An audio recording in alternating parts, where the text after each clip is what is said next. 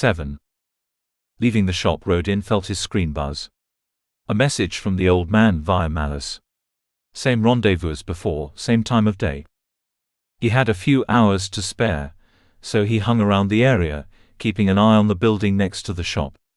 Over the space of half an hour, a couple of young women and one young man entered, all looking ready for a night out, fancy clothes, hair teased and treated, but walked as if they were starting their day. They trudged up the couple of steps to the door, looking bored as they called on the door screen. None of them looked back as they entered. Companions, without a doubt. Too fresh to have been working all night. This was the daytime shift, or at least part of it. They each left after about 10 minutes, heading off in separate ways. Each rode in felt sure to a client. That was how it worked around here then.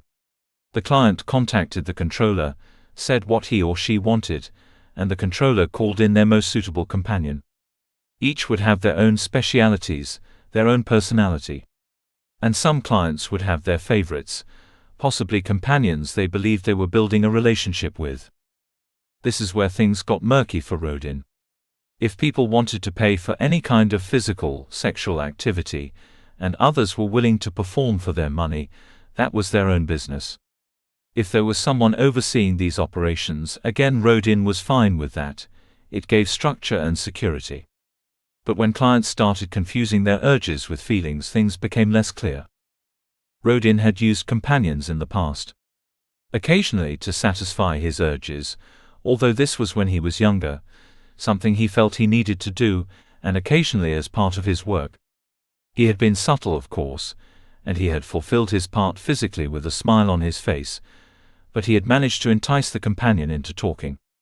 And he had tipped well afterwards, knowing he was the one being unethical in the arrangement. There were times when he was not proud of what he did. But as always, it was a part of the job. It was part of who he was. And the next job called.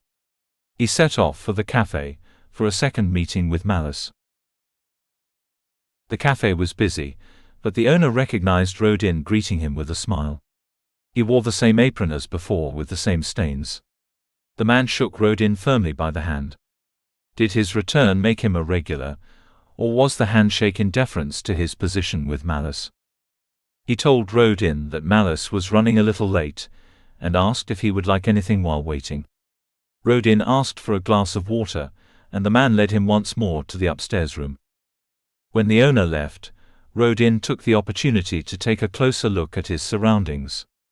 The 3 chairs had been moved, with the table between 2 of them and the third now placed at a distance facing the others. 1 person facing 2. Rodin wondered what the story was, who the lone person could have been. Looking for work, or being dragged in to explain his actions? Was he coming with a proposal, or had he been forced to attend? No way of knowing. There was nothing to indicate a struggle, although Rodin spotted a dark mark on the floor slightly behind the single chair. Rodin imagined someone standing guard. He turned his attention to the walls. After a cursory glance, he brought out his screen and scrolled through to one of the routines he'd installed. Others had written the code, but Rodin had amended it as far as he could. He ran it, moving the screen around the room to do a full scan. No recording devices discovered. Rodin should have been pleased by that, but he would have preferred a positive response. At least then, he would know he was being monitored. A negative only told him that the routine had found nothing, not that there was nothing monitoring him. Rodin could not afford to be complacent. He turned his attention to the wall screen. It was large, far too large for such a room, and was fairly new. He ran his hand around the edges, feeling how it held fast to the wall, no clear bumps. Then he reached the bottom right corner and pressed the button. It woke in a second, the glass starting to glow as it changed from black to gray, icons subtly forming. High quality. Most screens burst into bright light once activated, something Rodin always found uncomfortable, especially in darker rooms. And his own screen buzzed. There was now something monitoring the room. Clever. Rodin studied the icons for a moment, and selected the one that would place the wall screen in sleep mode. The large screen went black once more. There was no indication that it was on. Rodin looked at his own screen. He was still being monitored. He hadn't noticed if the screen was on last time he was here, but if it was in sleep mode he could still have been watched and recorded. Rodin started another routine on his own screen. It weaved through the screen's initial defenses and analyzed what lay beneath, searching for any monitoring and recording routines. It then forged a remote link to these, allowing Rodin to access them at a later date from anywhere he cared to be. Occasionally, of course, a system would be closed, but the vast majority were linked in some way to the network, and Rodin's routine could utilize even the slightest window.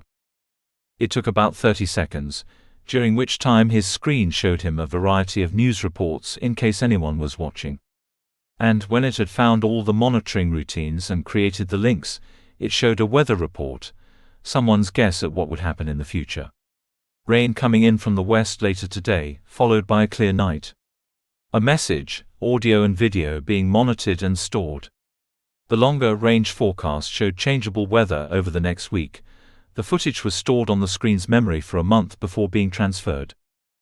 Rodin nodded to himself and placed his screen in sleep mode, returning it to his pocket.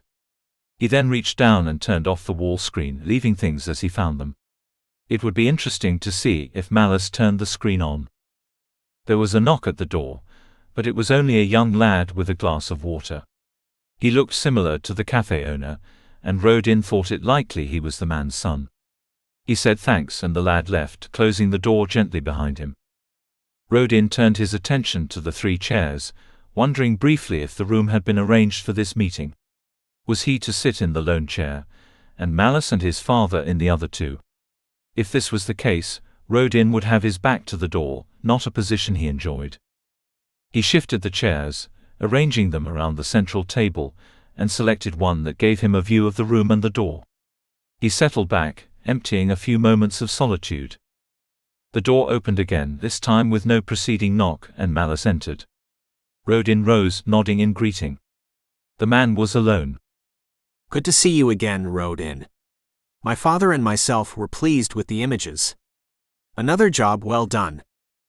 He spoke without thought, as if he had prepared these words before walking in, but Rodin detected a reluctance in how he placed his father before himself. Malice walked to the screen, flicking it on.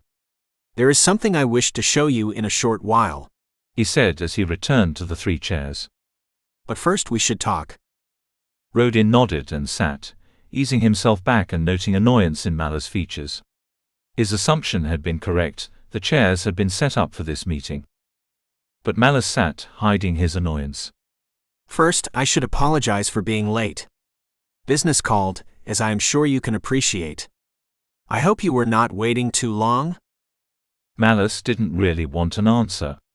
Rodin shook his head. I only arrived myself a few minutes ago. Something to say? Good. There was a knock at the door. Malice called for it to be opened, and the owner appeared with a glass of something steaming and frothy, which he placed in front of Malice. Malice nodded his thanks, and the owner left, glancing at the screen as he did so. That told Rodin something. Malice knew the screen recorded, and the owner would give him access to the footage. It was most likely a common arrangement between the 2. Rodin felt sure his last meeting with Malice had been recorded. Malice took a sip, even though the drink would be far too hot. Then he looked to Rodin. So, we are pleased with your performance. You have followed the instructions and have worked efficiently. But these 2 contracts have been, I am sure, relatively easy for someone of your experience. We have something that will be more involved. If of course you are willing to take it on. Rodin kept his face straight, suppressing his mirth. Rodin had worked for those with real power, those who could have Malice removed in a heartbeat. He had worked for those running districts. He had reached targets behind supposedly impenetrable barriers. He had done the impossible. Malice was small time, and yet he was treating this meeting like some kind of job interview. As if Rodin had passed a test, and was now being graciously granted the opportunity to step up. He had the attitude to take him places, but could he back this up? Rodin had seen it before, those who thought it was enough to talk the talk, meeting their end when they ran up against someone who didn't fall for their act, when they went up against the wrong person. Maybe sometime soon Malice would be a target for Rodin. He thought that would be an easy contract to fulfill. He would have no qualms about ending the man's life. Rodin stayed back in his chair, placing his fingertips together, not an action that came naturally but one he knew showed confidence to those like Malice. "First things first," he said. "I've fulfilled the contract. You keep up your side." There was a flicker as Malice said, "Of course." He reached into his jacket, pulling out an envelope and placing it on the table. "It looks thin." Malice glanced from the envelope to Rodin, and slowly a smile spread forced onto his face. "Smart. Yes, there is not full payment in that one envelope. But I have another bundle." And he patted his jacket, stupidly showing Rodin where he held more money. "That will cover the shortfall while also increasing your earnings." Rodin knew the man was waiting for a comment, so he remained silent.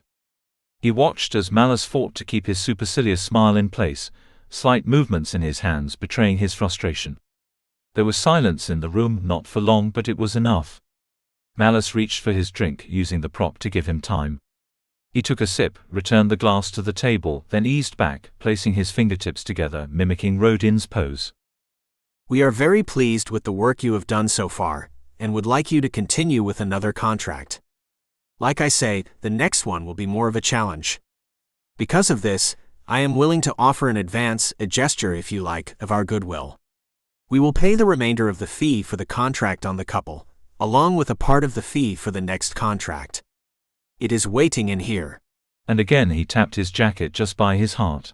"For when you accept the next contract." This felt familiar. A client who was either keen to retain Rodin's services, or reluctant to part with their money. And he knew just what to do. He shook his head. "I fulfill a contract, I take my fee. Anything else is a new deal." Malice snuffled, something that was almost a laugh. "But you must understand, the reward for the next contract will be so much higher. With the advance portion alone, you will double your fee for the couple. It is surely worth your while to take this on." "Possibly. But why should I trust someone who doesn't keep up their side of a contract?"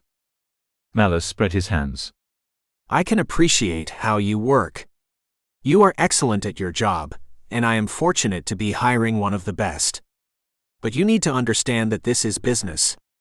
The world of money does not work on such a simple case of supply and demand.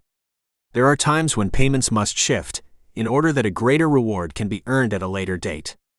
Take that envelope on the table now, listen to what I have to say, and when you accept the next contract, you will be amply rewarded. More so, I would suggest, than you anticipate." He was trying hard, Rodin gave him that. And yes, there were times when deferred payment was of benefit. Rodin had built up favors with people, and enhanced his reputation by accepting work in such a manner. But that was when it was of benefit, eventually, to himself. Now, he didn't need to work for the money. He didn't need what Malice was offering him. He had no need to be treated like an apprentice. He also didn't appreciate someone going back on a deal. Especially someone like Malice. If Rodin gave in to this, what would the man try next? "You are refusing to pay for my services." No. Of course not. I am merely suggesting that payment be deferred. We will naturally add extra for any inconvenience this may cause. But you will in the long run earn more through this way. Rodin doubted it. Malice was deferring payment for his own benefit. Possibly to ensure Rodin's acceptance of the next contract. Possibly to make himself look big, and attempt to exert power over Rodin. Or maybe he was simply being arrogant. "You are refusing to pay me." It wasn't a question. "I'm ready to walk out of here. If I leave without full payment for services rendered, I will be forced to collect that payment at a later date. At your inconvenience." Malice was silent for a moment. Rodin waited and then made to get up. Malice flapped his hands. "You clearly don't understand how money works. It's not a simple matter." "Yes, it is." Rodin was out of his seat. Leaving the envelope on the table, he took a step to the door before Malice spoke again. "Wait." Rodin turned. The man was grinning, waving a finger. "I admire your move. You're a tough man to deal with, Rodin, and I admire that. He reached into his jacket, placing another envelope on top of the first. The rest of your fee, along with the advance for the next contract. Yours to take now. Rodin crossed his arms. I haven't accepted the next contract yet. You don't hold anything over me. Malice sagged a touch but held himself together. Okay. He took both envelopes, removing the notes. He counted out Rodin's fee, placing the bundle in one of the envelopes, laying this in the center of the table. His hand, with the remainder of the notes, reached into his jacket and came out with a single note. He held this up, allowing Rodin to see its value. A sweetener. I can see I've upset you. Look on this as my way of apologizing. Malice placed the note deliberately on top of the envelope. An apology is in words, otherwise it is a payment. I will only take what we agreed on. Rodin reached down, sliding the loose note onto the table before placing the envelope into his own jacket. He sat once more, taking a sip of his water. Malice's smile looked genuine. Oh man, you are good. You ever want to stop being a mercenary, you could do so well in business. You need any contacts to get you started, I'd be happy to help. But I tell you one thing, I wouldn't like to get on the wrong side of you. Rodin nodded. He understood what Malice was saying, along with what he wasn't.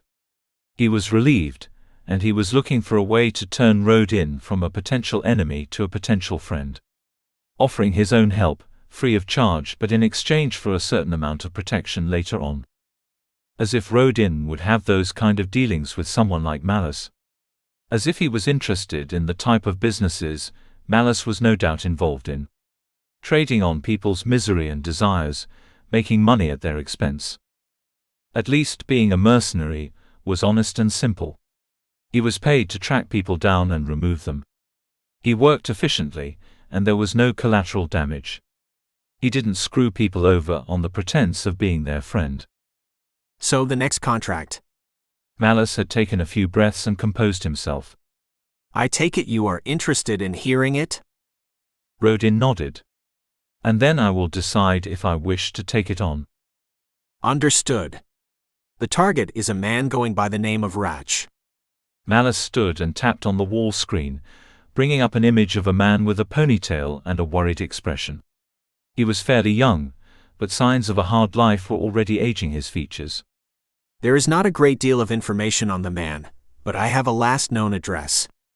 I believe he has moved very recently and somewhat abruptly, but you might use this as a starting point. Any other information on him? Rodin had the impression this Ratch was caught up in more than he could handle. He did not look like a threat, although it never did to trust such impressions. I have put together a file, which I can send to you. Although it seems likely that Ratch is not his original name, he is known in the district, and I am sure you will be able to discover far more about him than I have. Rodin noticed that Malice was not including his father in this, he was using I instead of we. Once more, Rodin wished to know more about the father and son.